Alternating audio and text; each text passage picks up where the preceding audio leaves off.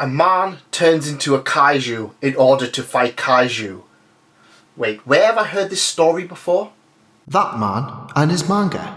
Hello and welcome to That Man. That is my merchandise, and today we are talking Kaiju number 8. That's right, the brand new series on the Shonen Jump app.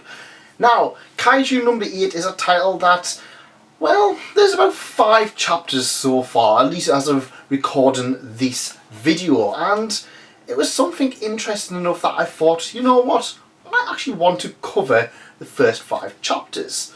Because what we have is an interesting yet rather familiar story being told. Kaiju number 8 tells the story of the Kaiju Cleaners. That's correct. Whenever a Kaiju monster attack happens, these men and women clean up after them, and honestly that's the initial impression that I got from the series. I was rather excited because, you know what, we don't normally see the cleanup crews behind the whole of the Kaiju attacks. Somebody's got to do it, and I was really excited to see how this would turn out. The story focuses on a young man. Well, I say young, he's actually around about 32 in the series, which is good because it's nice to see a shonen title at least, that focuses on an older protagonist. These are rather uncommon in the grand scheme of things. It's always youth and young kids, whippersnappers, managing to be superheroes or wizards or whatever they want to be this week. And this man has had a dream for some time. He's wanted to fight the kaiju. There is a defense corps and he really wants to fight them and just protect the citizens and, you know, be that whole superhero kind of thing. He's never managed it. He's not cut out for it.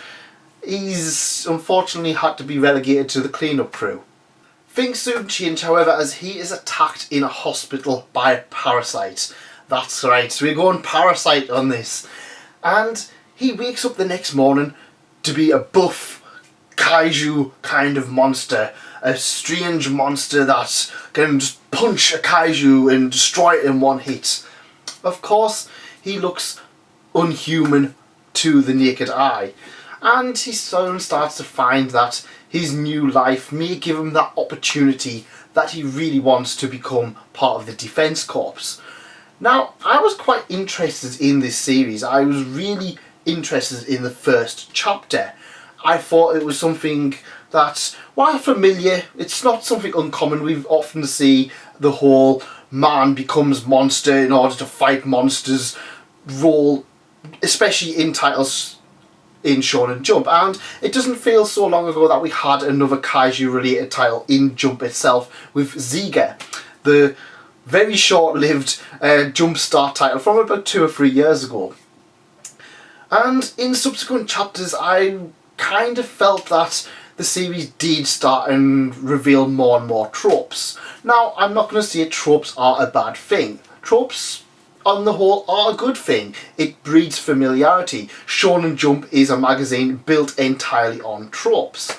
One of the things, however, I was a little bit concerned about is that after this whole thing of introducing this character as a cleanup crew, I was really expecting the whole kind of cleanup crew kind of thing, rather than just the usual, oh well, you know, he's going to fight kaiju, and yeah, that's absolutely fine. I don't know, I kind of felt that I was more interested in the initial premise of a character who may not be that important in the grand scheme of things, but he's going to be doing his best. And once he turned into a kaiju and started punching kaiju and became stupidly overpowered, I kind of felt that I'd seen this story so many times. You know, Overlord. Kaiju number 8, however, is really interesting. I'm really interested to see how this goes. As you can imagine, this is only the first 5 chapters, and I'm really interested to see what this can actually do. We have seen the usual things of, oh well, he's doing this, but now he's going to go into an academy and there's going to be all of these tropey characters, including the rich girl, who's pretty awesome at what she does. And we're probably going to see all of the other ones. I expect to see the perverted character, the serious character, the character with boobs. And, you know, all of the usual ones you may find in every other Jump, more specifically My Hero Academia. In fact, that was something that I kind of got a lot of feelings from when reading Kaiju No.8. I did get a My Hero Academia feeling from it. I'm not sure why. Maybe it was the protagonist where they feel a little bit weak and a little bit useless, and then all of a sudden they're given this absolutely amazing power. Of course, that happens in every Jump. It doesn't happen in just My Hero Academia. I was being a bit, you know, we see this, and we've seen it in One Piece. We saw where, ooh, Luffy's just a young brat. Oh, he's got this gun power. He can punch people now. Yeah, Shonen Jump is built on tropes, but what I really want to see is Kaiju No.8 managing to stand out amongst those tropes. Currently, so far, it did stand out with the initial chapter before starting to get into far too familiar situations. Familiarity is absolutely fine. However, this doesn't make Kaiju No.8 stand out so far. But, on the other hand, while I'm being slightly negative towards it, I do feel a lot more from Kaiju No.8 in terms of high hopes. I feel like this is a story that could go the distance. This could be a famous Jump title. As much as I like King or the Dolphin one, or I can't even remember what the Bone Collection, they're all fine, but there's something about them, something that feels like they lack that shonen spark. Kaiju No.8 has that, and that's what makes Kaiju No.8 so exciting. It is probably one of the most exciting things I've read in the last year of Shonen Jump. In fact, I probably see it's the best thing I've read since Spy Family. And we know how awesome that turned out, don't we?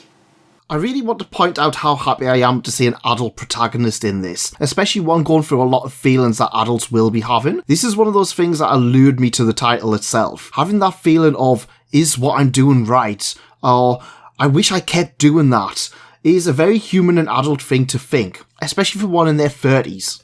Kaiju No.8 has been an interesting ride so far. Initially having an absolute fantastic premise, which I really hope it does go back to. I really hope it does go back and focuses on that cleanup crew, because I really want to have that as an aspect of it, just being, you know what, the fighters have got to do this, but the cleanup crew's got to do this too. And I'm rather concerned that it's just going to get bogged down in shonen battle kind of staleness that a lot of series manage to get themselves trapped in.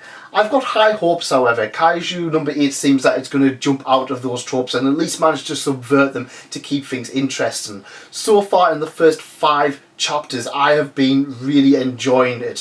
While there is some familiarity, that is not a negative thing whatsoever. Familiarity makes people more attached to characters because they familiarise themselves with other characters that they like. If you like the perverted character, you're probably going to find that at some point in this series there will be that character all there for you, being creepy.